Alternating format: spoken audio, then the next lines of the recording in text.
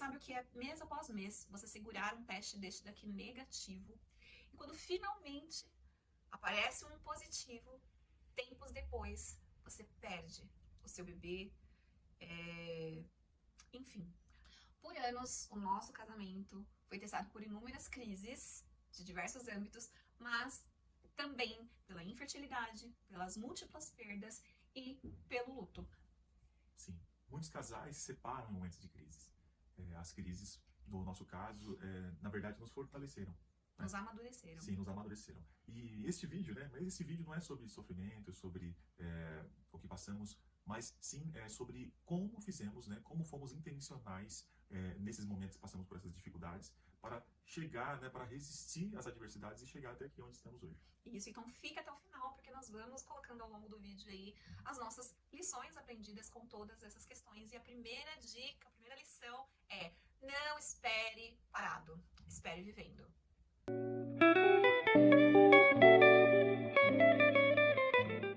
Olá, intencionais! Eu sou a Debbie Lucas. E eu sou o Elias Moisés. E este é o meu, o seu, o nosso Intencionais.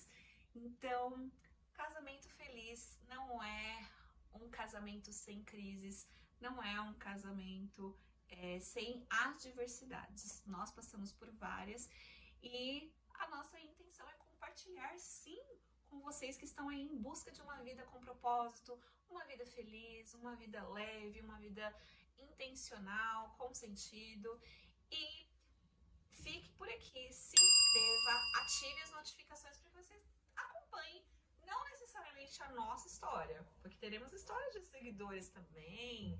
Sim, no final do vídeo vamos deixar aqui um e-mail para que você envie também as suas histórias, porque a gente compartilha anonimamente, obviamente não queremos expor ninguém, anonimamente aqui, para que a gente tenha essa troca com vocês e juntos, todos nós possamos aí ser cada vez mais intencionais, mais objetivos, com mais foco na nossa vida, por esse caminho aí de amadurecimento. Então, as dificuldades da vida traz amadurecimento, sim, né? E vamos começar do começo. Como que foi o nosso começo? Nós nos conhecemos. O começo, então vamos lá para o começo. O começo é como a maioria dos casais, né? Nos conhecemos, né? Namoramos, noivamos, e no período do noivado já tínhamos esse quê de intencionalidade, pois fizemos o nosso pré-nupcial, né? Os nossos exames pré-nupciais. Exatamente, gente, pensa só. Da onde vêm os bebês? Crianças saindo da sala. Da onde que vêm os bebês, né? Então, a partir do momento que você vai começar ali uma vida de tchocofubá, vamos colocar assim, né? Vai ficar mais fácil.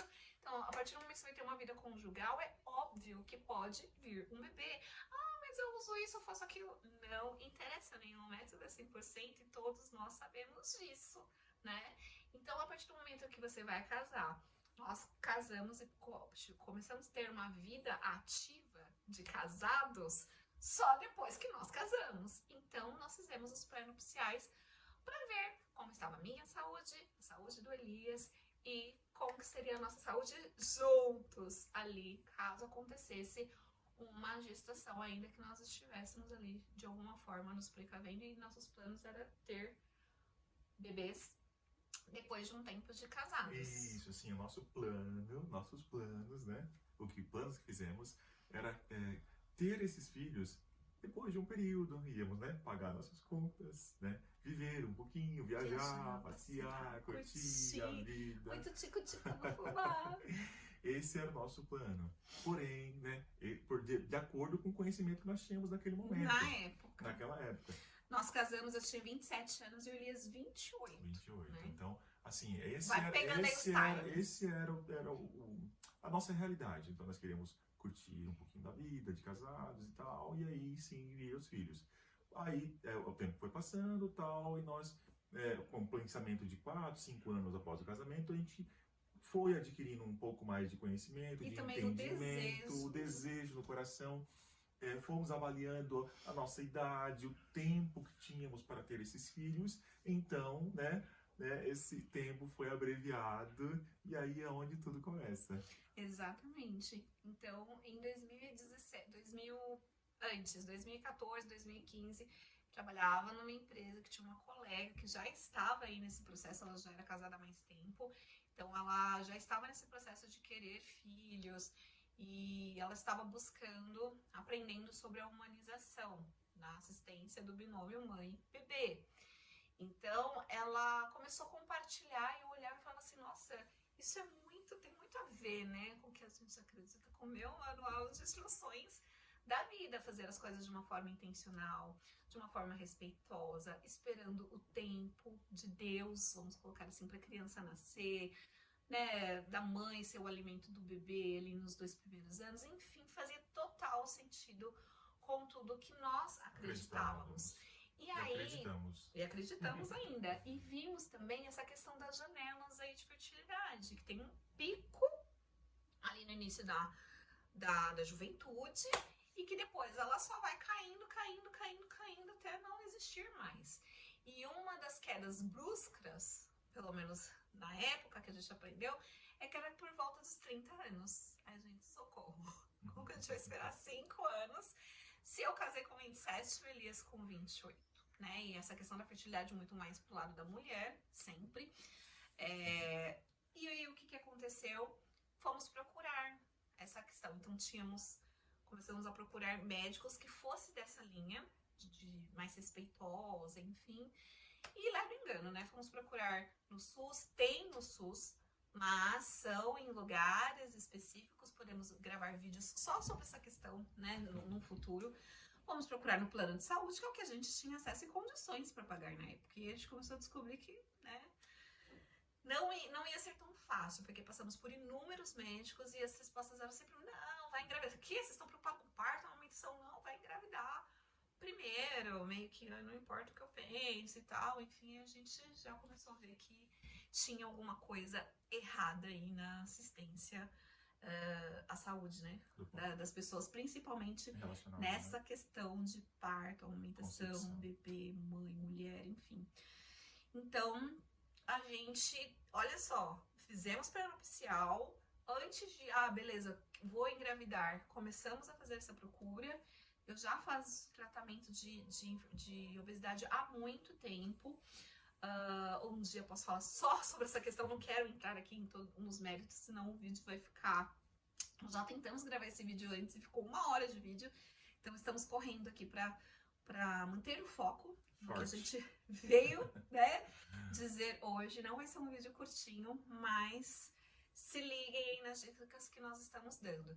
Então, eu já fazia esse tratamento em relação à obesidade, conversei com a minha nutri, ela, não, vamos fazer aqui os exames pré-concepção e já um tratamento de pré-concepção mesmo, porque eu não sei se vocês sabem, mas não é só pegar o tal do ácido fólico e tomar ali 3 meses antes de engravidar, não é assim que funciona. Um ano antes,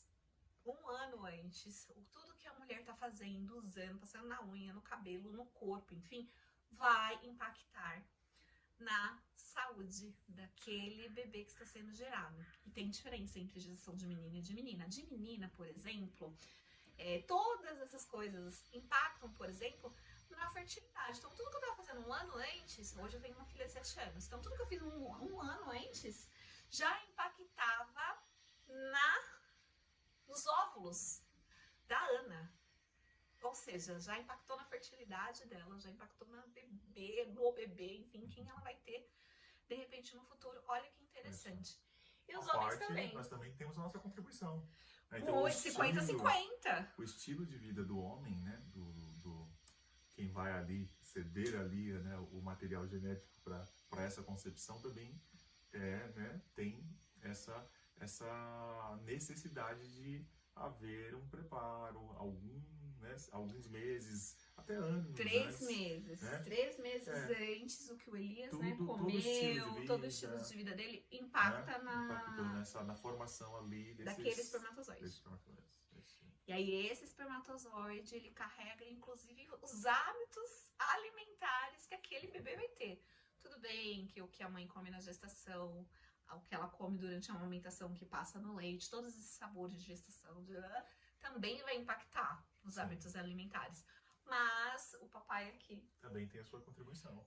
Tem a sua contribuição. Então, gente, olha que mundo, né, que a gente foi descobrindo essa questão da queda da fertilidade, essa questão de todos os nutrientes muito antes até. Então, nós já estávamos passando com a nossa Nutri, né, passando com a nossa Nutri e seguindo, procurando aí médicos, até de fato a gente falou assim, não, vamos começar a tentar. Em 2017, bora liberar de vez, bora, tal. Conheci uma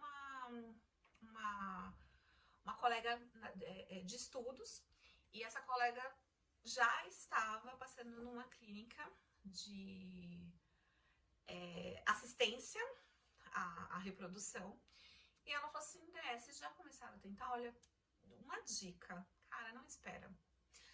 Já vai num médico especialista disso, já procura saber se tá tudo certo, porque às vezes vocês vão ficar assim, sei lá, 1 ano, sei lá quanto tempo tentando, e depois vocês descobrem que tem, que ela tava passando por uma questão nesse sentido. Ela falou assim, olha, né, querendo me poupar ali no sofrimento, ela falou, ó, vai. E aí indicou o médico dela, nós agendamos para o comecinho ali, acho que foi dia 1 ou dia 2 de junho de 2017. Eles passaram uma lista de exames, levamos, né, batemos ali, vimos o que a gente já tinha de exames, fizemos e fomos. Chegou na consulta, médico super desenhadinho ali, todo bonitinho, um senhorzinho, muito especialista mesmo nessa questão de reprodução. Ele virou para o Elias e disse... Ele olhou meus exames e tal, e viu, poxa, você tem bastante, você produz bastante espermatozoides. Porém, no entanto, todavia, eles não são de qualidades, né? O que pode, né, interferir na fecundação. Exatamente, precisa ter a mobilidade certa da cauda, precisa ter uma cabeça só, uma cauda só, tem um tamanho... Gente, tem um tanto de coisa. E Elias tinha essa questão. E pra mim, ele virou e falou assim, olha, não sei se você sabe, mas você tem endometriose. E fez N perguntas, assim, sobre meus sintomas, que eram zero. Nunca tinha tido uma cólica. E quando eu falo que eu nunca tinha tido, porque, gente, o que eu sentia, depois vocês vão entender, né?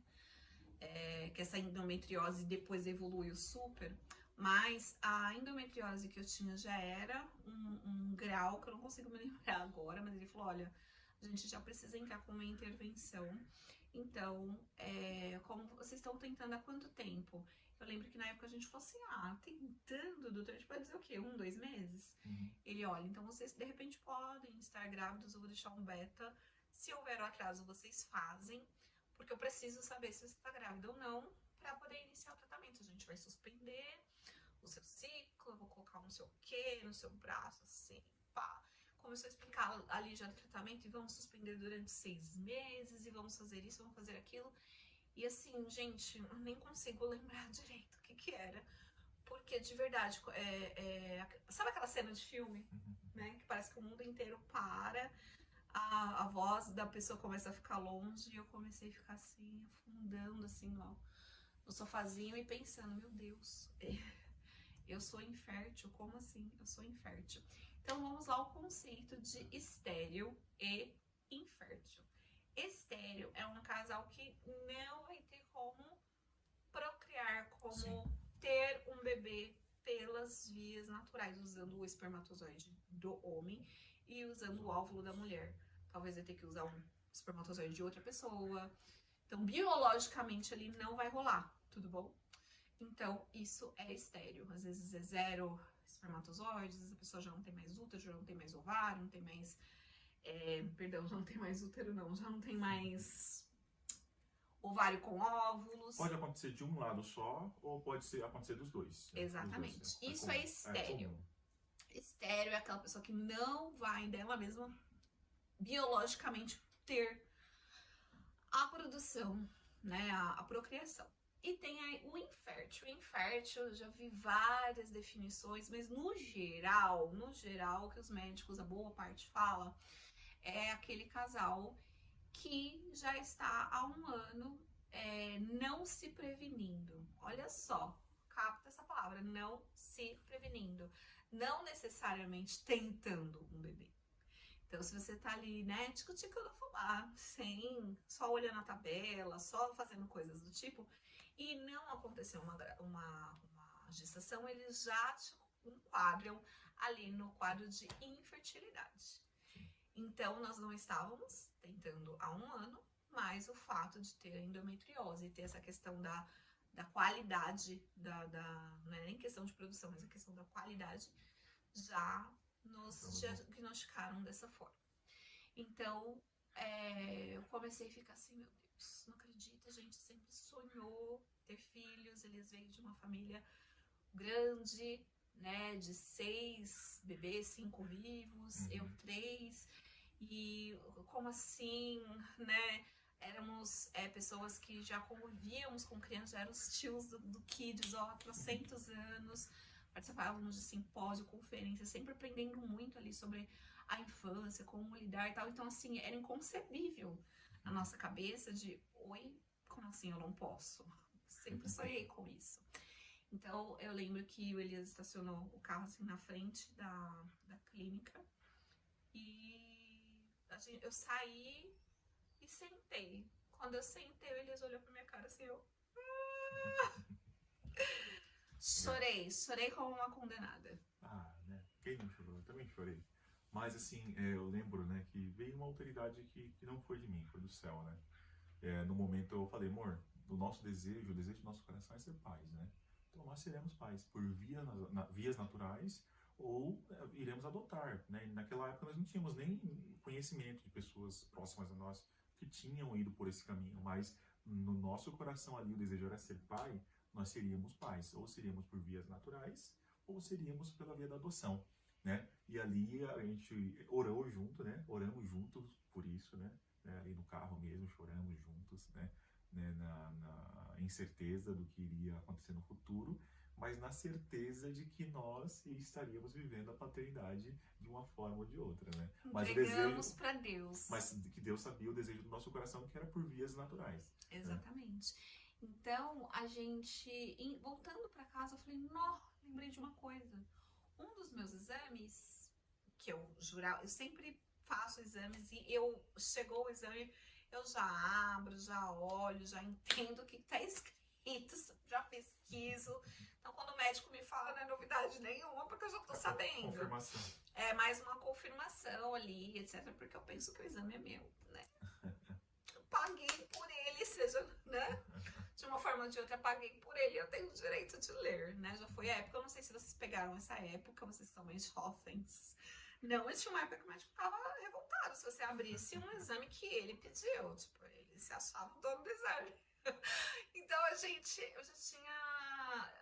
Na minha cabeça, eu não lembrava que aquele exame não estava aberto. Então, eu abri quase chegando na clínica e não tinha visto esse diagnóstico da endometriose. Também não sabia o quão grave era. Afinal, como eu disse, nunca tinha sentido uma cólica, assim, um negocinho ali, sabe? Então, não tinha sintoma, não tinha nada. Mas eu lembrei, eu falei, nossa, eu lembrei de uma coisa. Em abril, dia 30 de abril, se eu não me engano, que foi uma despedida nossa, né? Estavam saindo de uma comunidade, foi pra outra. E aí, nessa despedida, a Dalva chegou pra mim e falou assim, Dé, tenho que te pedir perdão, porque já faz um tempo que eu tô pra te contar um negócio e eu tô assim, ai, conto, não conto.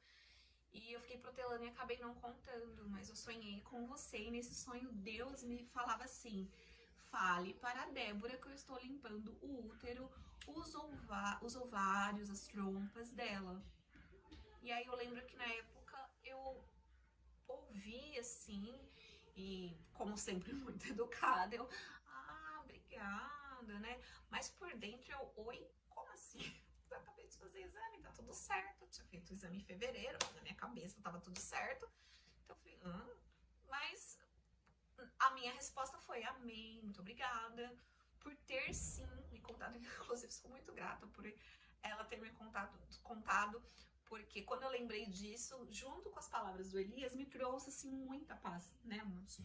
Trouxe muita paz, assim, de olha, Deus, eu nem sabia que eu tava passando por tudo isso, mas Deus já tinha preparado o consolo. Porque se tem uma coisa que Deus é intencional. Ele não faz nada por acaso. Então, ele já tinha me preparado um consolo, um abraço quentinho, sem eu nem saber que eu iria chorar. Olha só. Então, recebi aquela palavra, amém. Aí cheguei a comentar, falei, olha, eu fiz os exames e estava tudo certo na época. Mas amém, muito obrigada. E tal, tudo bem, nada, porque o diagnóstico estava lá, eu só não tinha lido. Então, lembro que eu tive algumas questões de saúde, precisei passar no PS, o médico querendo me dar remédio, querendo fazer raio-x, e eu fugindo, explicando, não, porque eu sou uma tentante. Não, mas você já tá grávida? Mas eu posso estar. Então, assim, eu realmente abracei, sabe? Realmente eu abracei de que Deus poderia fazer. Então, eu fugi do raio-x. Peraí. Fugi do raio-x.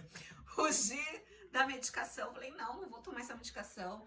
Então, me foi dito e feito. Dia 11 de junho, um dia antes dos namorados, eu lembro que era um domingo à tarde, voltando da casa dos meus pais, comecei a sentir uma azia, eu falei, gente, não tá normal. Vou comprar um teste. Comprei o teste, fiz e, gente, assim que encostou o teste na urina, pá! Um super positivo. Uau! Aí guardei a ansiedade, fiz surpresa, lembra, amor? Uma linda surpresa, gente, né? Teremos vídeos, né, sobre isso. Vamos ver. Contei pra ele de um jeito super especial, com uma roupinha, umas coisas que eu tinha comprado num falso positivo que eu peguei naquela época da humanização, que eu tava procurando médico, então. Fiz uma surpresa super bonitinha pra ele, fiz surpresa pros meus pais e pra minha família, viajamos pra fazer surpresa também pra família do Elias e, enfim, foi uma gestação super saudável, muito sofrida, sim, porque a gente não tinha a total condição financeira de contratar, né? O desejo, o conhecimento, né? E muitas vezes a gente até falava, né? Poxa, por que a gente foi atrás do conhecimento? Que a gente tinha conhecimento das causas, dos efeitos, e aí a gente ia atrás e agora gente, não tem dinheiro para bancar. A gente sabe que esse meio é um meio muito caro. Muito fora da nossa realidade. Mas também recebemos, né, um direcionamento de Deus de fazer o melhor possível. Faça o melhor possível, porque ainda que dê errado, você não se sentirá culpado. Isso tem sido o lema da nossa vida. Você tem que se sentir culpado disso? Não. Por quê? Porque nós somos intencionais, nós já fazemos o melhor que nós podemos. Então, ainda que as coisas deem errado, mas eu já fiz o melhor, não tinha mais o que eu fazer. Então, isso ajuda a nos proteger, fica a dica. Isso nos ajuda a proteger o nosso psíquico e também o nosso espiritual. Então, tivemos uma gestação super saudável, teve esses conflitos aí, final de gestação, deram uma fraude lá no nosso banco. Então, assim, né, já começou o perrengue daí. Ana nasceu, ela teve uma internação na UTI NEL desnecessária. Hoje nós sabemos, pelas documentações que nos entregaram e várias coisas que aconteceram, que foi uma internação desnecessária. Podemos falar só sobre a UTI NEL em outro momento. Mas, gente, assim, foi perrengue atrás de perrengue, né? Descoberta da infertilidade, agora estamos grávidos dentro ali de um período bacana, com 31 anos, a Ana nasceu, eu tinha 32, o Elias 33, e a gente já pensando nessa questão da fertilidade, tudo que nós tínhamos sofrido, tudo que nós tínhamos passado, então a gente falou assim, na gestação, vamos fazer o quê? Michel Teló e Thaís Versosa. Ana nasceu, a gente já engravida de novo, tal, até por questão de plano de carreira também, enfim. Então, estávamos nessa, só que aí veio a fraude, que nos aleijou, assim, financeiramente demais. Veio a UTI NEL desnecessária. Esses dois estresses, mas todo o estresse que a gente tinha passado ali durante a gestação, né, nessa busca da humanização, impactou na amamentação. Hoje a gente sabe que não foi só isso, mas a gente não quer entrar em todas as searas, porque, gente, a história é muito longa, a gente não quer fazer 2 horas de vídeo. Verdade. E isso fez com que nós adiássemos um pouquinho aí o plano de engravidar logo em seguida. O tal do projeto Baby 2. Por quê? porque, gente, era muita coisa. Eu não tava conseguindo amamentar a Ana, tava ali sangrando, tava a bebê se esgoelando e tal. Eu olhava e falava assim, como eu não dou conta nem de administrar isso que eu tô vivendo, como que eu vou colocar uma outra criança nisso, sabe? Como que eu vou tirar isso da Ana? Eu tinha uma produção muito baixa, enfim, eu sei que eu fiz assim, gente, foram trocentos profissionais que a gente procurou para resolver as questões da amamentação, e eu tinha colocado um propósito, né, no meu coração. Eu falei, Li, eu sinto que enquanto sair uma gota, eu vou continuar amamentando a Ana. E não, então bora. Então foi essa loucura toda. Não foi fácil, mas... ganhei 20 quilos. O que foi de saudável na gestação não foi no puerpério. 20 quilos desse estresse, enfim, várias coisas que num vídeo sobre esse assunto eu posso compartilhar, ou sobre a obesidade, ou sobre a amamentação posso compartilhar melhor, mas assim, acertamos e erramos muito nesse meio tempo, e aí vieram esses 20 quilos, e como já era infértil, já tinha a questão da obesidade, e aí agora com mais 20 quilos, como que você põe, né, uma criança nesse meio? Então a gente resolveu esperar um pouco, falou, não, vamos cuidar da Ana, vamos cuidar da minha saúde, da saúde do Elias. A gente não pode ser assim displicente, né? Displicente. Embora hoje a gente já pense um pouco diferente, né? Fora, né? De fora, olhando de fora o que a gente vivia lá, né? Talvez pudéssemos ter vivido isso sim, né? Mas lá dentro, para nós era impossível. Porque se quem dá a vida é Deus, será que Deus teria dado uma vida naquele momento? Ou será que, deu uma melhoradinha? Porque assim, gente, se começa a melhorar, nossa, tô eliminando peso, nossa, os índices ali de sangue, vamos colocar assim, para uma gestação saudável, podemos também gravar vídeo sobre isso, que não é o de valor de referência, então tem ali vitamina D, ácido fólico, glicemia, um tanto de coisa, ferro, que precisa, né, estar minimamente ali, ter feito a recolocação, vamos colocar assim, pra mulher não ficar acabada, não ficar com o cabelo caindo, ficar toda desgrenhada, toda com uma depressão pós-parto. A gente sabe que existem vários fatores, mas depressão pós-parto também vem dessa falta de nutrientes e hormônios, etc. Então, assim, tem toda uma conta, né, biológica para que as coisas aconteçam da melhor maneira para a mãe e para o bebê. Então, a gente, enfim, né, decidimos começar a melhorar. E quanto mais você melhora, mas você não é só mais isso aqui, só mais aquilo ali. Enfim, até que a Ana desmamou, e a gente falou assim, bom, vamos intensificar para que ano que vem, 2020, a gente volte a tentar. E aí, quando foi em março, o que aconteceu? Tínhamos começado ali, né, retomado os planos, e em março de 2020, né, todo mundo sabe, né, a pandemia. Exatamente. A pandemia entrou, e aí, vamos continuar, né, aí começaram a chegar as notícias, e como é que vai ser, né, e quando que vamos passar por isso, problemas... Parto prematuro, gestante pegando Covid, gente, uma loucura.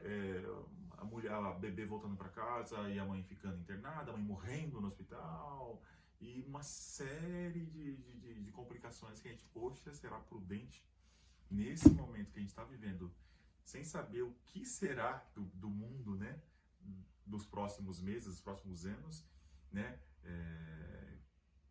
como, né?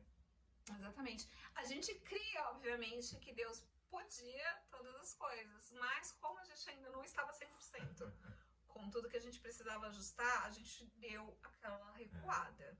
Que, de novo, não sei se hoje com a cabeça que a gente tem, se a gente teria recuado. Mas a gente deu aquela recuada e falou assim, não, vamos observar. Naquele momento, para nós, era o mais sensato, né? Era o sensato. Era o sensato a se fazer. Então, a gente... quando foi dezembro, mais ou menos, de 2021, eu já tinha feito muitos exames, já tinha descoberto muitas coisas sobre a minha saúde, inclusive de mapeamento genético e etc. Várias coisas tinham aparecido ali em relação à obesidade, em relação à fertilidade, enfim. E tinha um médico montando ali um quebra-cabeça, e ele falou assim, vamos ficar um mês aqui, ó, sem esse tratamento, sem essa vitamina, sem isso e aquilo. pra gente observar, porque, enfim, a conta não tá fechando de algumas coisas. E nesse dezembro a gente recebeu, né, uma palavra, eu lembro que num culto de sexta-feira, dando a entender que esse período tava chegando ali ao fim, enfim. E a gente, bora tentar, bora dar uma tentadinha.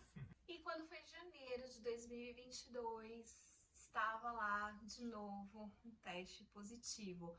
E o vídeo ainda não acabou, mas deixa o seu like, que daqui a pouquinho eu já vou liberar a palavra-chave. Fala, intencionais, aqui é o Elias do Futuro. Eu vim aqui para falar para vocês o seguinte: nós estávamos aqui agora editando esse vídeo e percebemos que ele ia ficar muito grande, tá? E nós não poderíamos deixar de fora muitas informações relevantes que vão fazer parte dessa nossa caminhada. Então nós decidimos o seguinte: vamos partir esse vídeo em 2. Não se esqueçam de ativar as notificações, dar o seu like, tá bom? E você vai receber logo logo a segunda parte. Espero vocês, hein? E eu quero soltar aqui, tcharam, a palavra-chave. Pessoas intencionais amadurecem. A gente poderia ficar lambendo nossas feridas, sofrendo, aquela autocomiseração.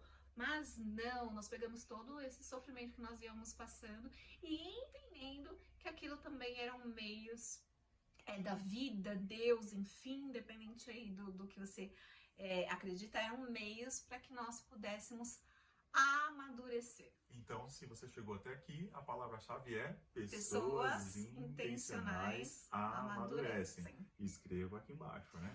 E se você tem uma história, alguma questão aí que você passou na sua vida, ou que você está passando e você gostaria de que nós lêssemos aqui, a sua carta, o seu relato, enfim, você quer ouvir um aconselhamento, enfim, quer interagir aqui na nossa comunidade. Forma, o canal está aberto.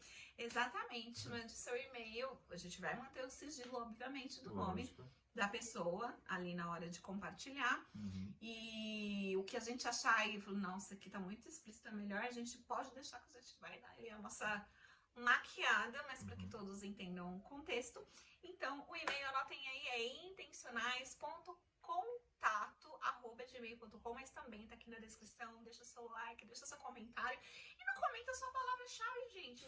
Vamos interagir. O que vocês acharam aí da nossa história,